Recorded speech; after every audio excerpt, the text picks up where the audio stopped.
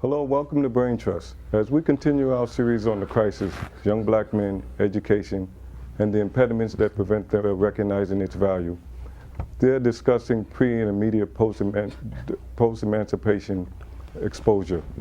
Let's join them. Yes. You see?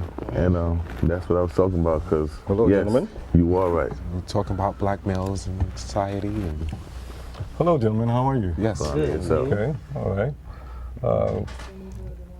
How do you guys feel about being branded as livestock? You know about that?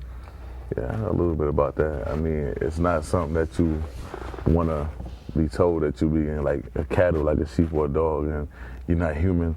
You know, that's not good. You know. Yeah.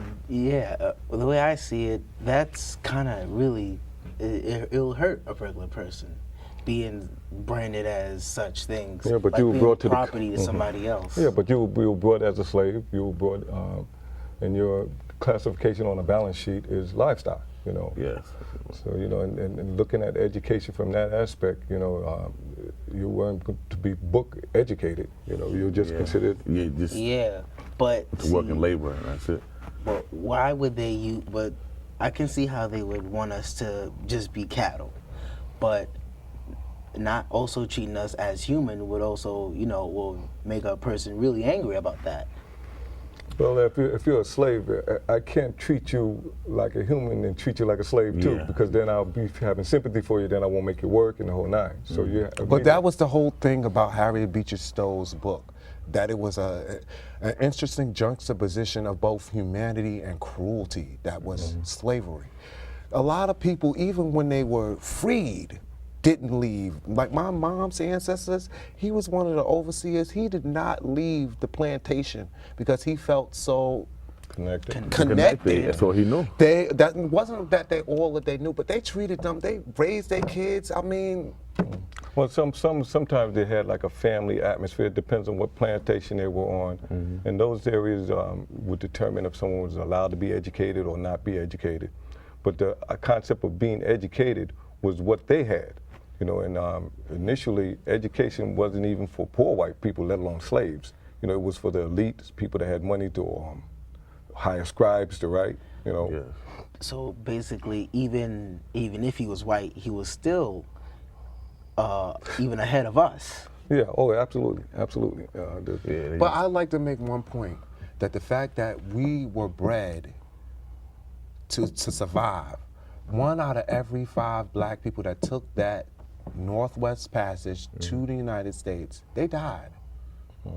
The fact that we survived, it has to give us strength. That has to be something that But also has to mean something. But also, we weren't the first ones that they, you know, tried to make do all this. Oh yes. So Yeah, we basically, they had to have something like a first test subject, which was the Indians. Yes. They tried them with that. Well, the thing is, The they Native Americans. Yeah, yes. but they couldn't. The Indians was too wild. They couldn't enslave them. Anyway, They would fight back. No, but they died actually. Yeah, That's the they, point. Yeah, was they dying, yeah. died because But they wasn't as They weren't didn't have- strong. they didn't have enough endurance to withstand all the Work conditions. all that. Yeah. well, you know, their situation was they needed somebody that could work in the hot sun without fame. Yes. And black folks had that because it was in our Africa. genes. You're in Africa. You come from Africa. Yeah. But the 1 in 5 dying, you know, the conditions that would allow you to make it to the shore was conditions like you kept your mouth shut.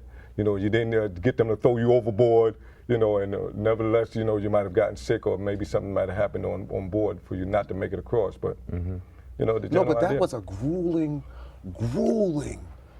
passage back then. If you read about that, do you know how many days it took them to get here? And they had us packed up like sardines. Yeah. Exactly. Well, look. Wasn't like the they thing- were trying to make but space. you got to understand that that is the business in the the United States has still the same idea that this is about business. So they didn't have the emotional thing about, oh, these are humans. It No, was just this like, is we're your gonna make it cattle, work. and this is a business.